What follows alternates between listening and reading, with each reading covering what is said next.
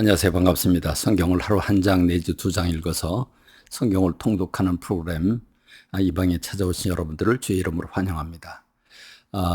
제가 이제 구약과 신약을 번갈아 가면서 성경을 통독하고 있지 않습니까? 오늘 우리가 읽은 성경 말씀은 요한복음 7장입니다. 요한복음 7장은 아직 7장밖에 되지 않았는데 그럼에도 불구하고 유대인과의 충돌이 계속 일어납니다. 예수님께서 안식일에 병을 고치시는 모습을 보고 안식일에 아무것도 해서는 안 된다고 생각하는 유대인들에게 예수님은 거의 혁명적인 존재가 됩니다. 그런데 거기서 그치지 않고 예수님은 하나님을 아버지라고 부르고 계시죠. 나는 아들이라고 말하고 하나님을 아버지라고 말합니다. 이스라엘 백성들은 하나님을 부를 때 아도나이라고 부릅니다. 하나님의 이름을 부를 수가 없어서 닉네임을 만들어 놓고 읽습니다. 성경을 읽다가 하나님이라고 하는 단어가 나오면 그냥 그리고 그냥 건너뜁니다. 다시 말하면 어떻게 우리가 전능하신 거룩하신 하나님의 이름을 부를 수 있냐는 거죠.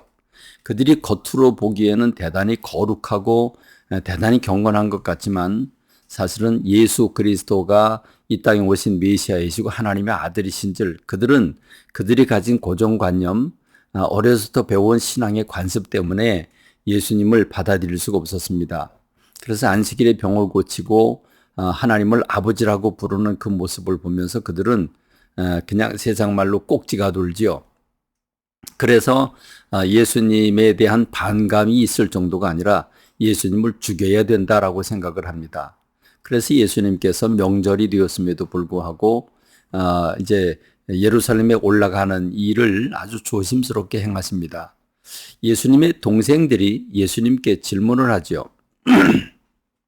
초막절, 이스라엘 백성들이 반드시 지켜야 되는 그 수장절, 겨울에 먹을 걸 늦추수를 하고 겨울에 먹을 걸 저장을 하고 하나님 앞에 감사하여 드리는 추수감사절, 그 장막절인데 그 장막절 때는 또 초막절이라고 이름을 부릅니다. 농사를 다 맞춰놓고 초막을 만들어서 그 초막에서 불편하게 살면서 그 선조들이 어떻게 고통을 당했는지 하나님이 어떤 환경에서 우리를 이렇게 참 행복으로 이끌어 주셨는지를 그냥 몸으로 체험하기 위해서 초막절을 지내라고 하나님 말씀하셨죠. 이 3대 절기의 마지막 절기인 장막절, 초막절 절기를 지키기 위해서 예수님의 동생들이 넷인데 그 동생들이 예수님께 얘기를 합니다. 형님이 세상을 구원하기 위해서 이 땅에 오셨다고 하면서 왜 그렇게 숨느냐? 숨어가지고 무슨 일을 할 수 있겠느냐? 그러니까 이번 명절 때 올라가자라고 얘기를 합니다. 그러니까 동생들마저도 예수님이 누구인지를 전혀 지금 믿음으로 받아들이지 못하고 비아냥거리는, 당신이 세상을 구원하기 위해서 왔다고 하면서 어찌 명절에 안 올라가려고 하느냐, 이렇게 이제 비아냥거립니다. 예수님께서는 동생들 보고 먼저 올라가라고 얘기를 하고 예수님께서 뒤따라 이제 천천히 올라가시는 모습을 볼 수 있습니다. 결국 예수님이 조용히 슬며시 혼자서 떠들썩하게 올라가지 않습니다. 자, 이 성전에 올라간다고 하는 얘기는 이스라엘 백성들은 강원도만한 땅덩어리밖에 안 되지만 그럼에도 불구하고 그들은 이 3대 절기를 맞게 되면 그들은 어디에 있든지 간에 뭐 집이 저 삼척이나 동해나 또는 뭐 고성 어디에 있든지 간에 관계없이 그들은 성전을 향해서 올라가야 합니다. 그 성전을 향해서 올라가기 위해서 그들이 해야 될 일은 며칠 동안 적어도 일주일 또는 열흘이 걸려야 되는 과정일지도 모르기 때문에 그들은 그것을 준비하기 위해서 먹을 걸 준비하고 잠자리를 준비하고 또 돈을 준비하고 아주 그 명절에 올라가기 위해서 대단히 바쁘지요. 그렇게 준비를 합니다. 그리고 올라갈 때는 동네 사람들이 함께 모여서 올라가면서 신앙 고백도 하고 찬양도 하고 이러면서 올라가기 때문에 사실은 굉장히 큰 행사이고 온 동네가 함께하는 행사일 수밖에 없습니다. 그런 상황에서 예수님의 동생들이 물었는데 예수님은 이제 먼저 올라가라고 얘기를 하고 예수님이 조용히 은밀하게 올라가신 겁니다. 이렇게 올라갔는데 사람들이 알아볼 수밖에 없죠. 그래서 사람들이 알아봅니다. 저 사람이 바로 대제사장들 바리새인들이 죽이려고 찾고 있는 사람 아니야? 그러면서 사람들은 반신반의합니다.